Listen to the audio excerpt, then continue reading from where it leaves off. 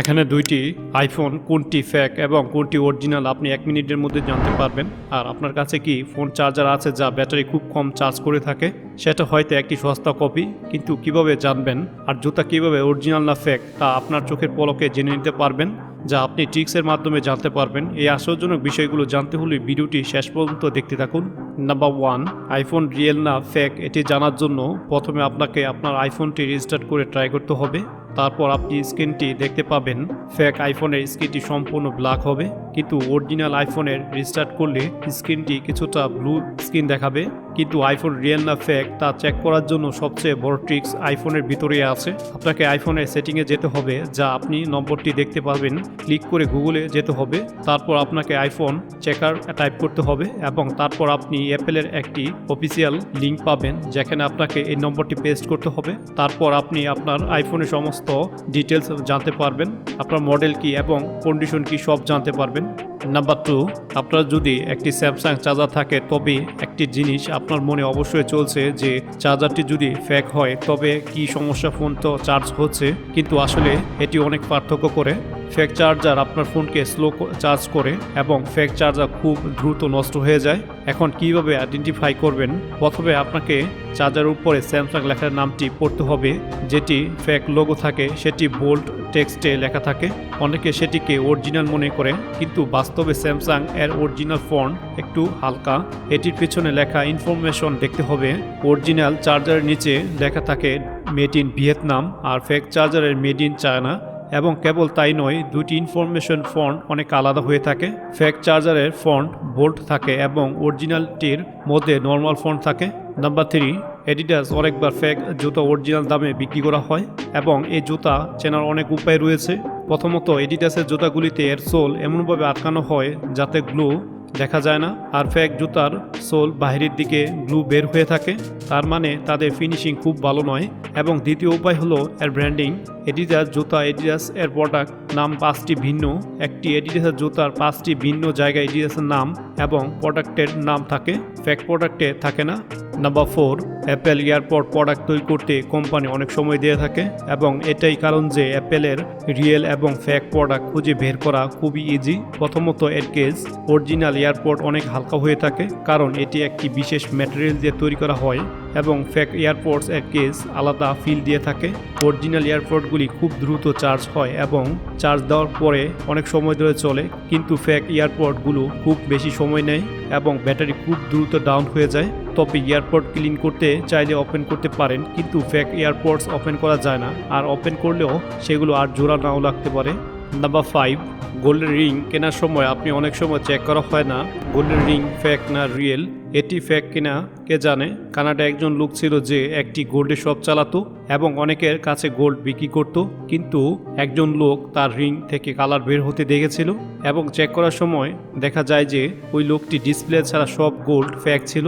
যাতে আপনার সাথে এটি না ঘটে, তাহলে আমরা আপনাকে ফেক এবং রিয়েল জিনিসের মধ্যে ডিফারেন্স কীরকম জানাবো।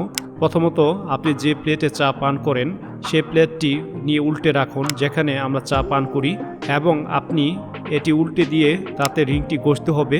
ঘষার সময় ব্ল্যাক লাইন আসে তাহলে ফেক, আর যদি গোল্ডেন লাইন আসে তবে এটি রিয়েল। এটি 80% সময় কাজ করে।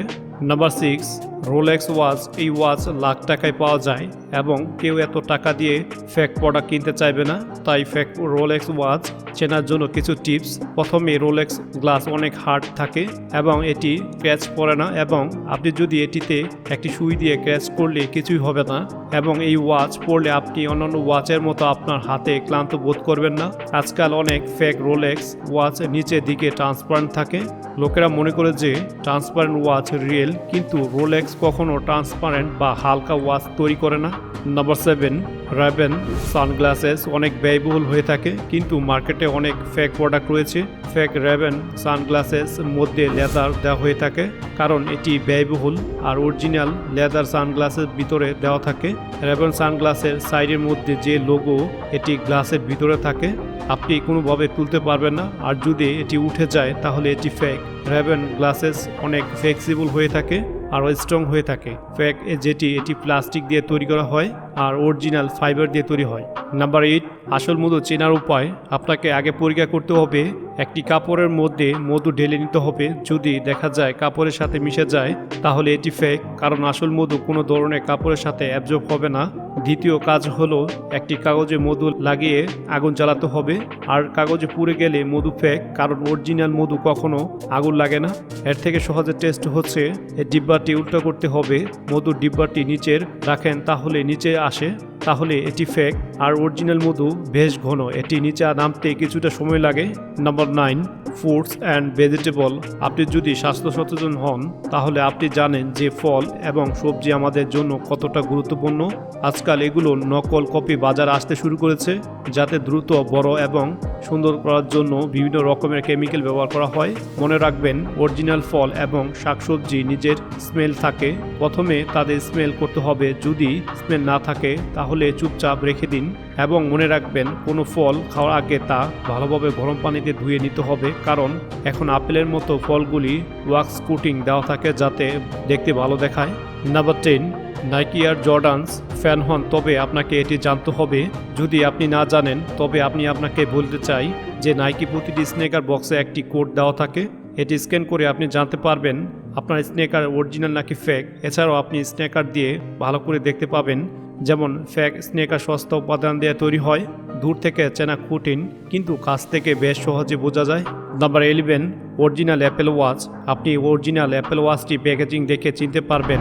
অরিজিনাল অ্যাপেল ওয়াচটি হাই কোয়ালিটি মোটা কার্ডবোর্ড দিয়ে তৈরি বক্সে আসে। অ্যাপেলের ইনক্রিপশন এবং লোগো বানানো থাকে। এই বক্সের ওয়াচের সাথে আপনি একটি ওয়্যারলেস চার্জার এবং 2টি স্টেপ পাবেন। অরিজিনাল অ্যাপেল ওয়াচের ব্যাক সাইডে 4টি সেন্সর রয়েছে। এছাড়াও অ্যাপেল ওয়াচের ম্যাগনেটিক ইন্ডাকশন দ্বারা চার্জ হয়, একটি ওয়্যার ইউএসবি কেবল দ্বারা চার্জ করা হয়। একটি অ্যাপেল ওয়াচ কখনো একটি অ্যান্ড্রয়েড ফোন দ্বারা কানেক্ট হয় না, আর যদি কানেক্ট হয় তাহলে এটি ফেক। বন্ধুরা, আমাদের এই ভিডিওটি ভালো লাগলে লাইক করে ফেলুন, আর এই চ্যানেলটি সাবস্ক্রাইব করতে ভুলবেন না। আর এই ভিডিওটি ভালো লাগলে কমেন্ট করে জানান।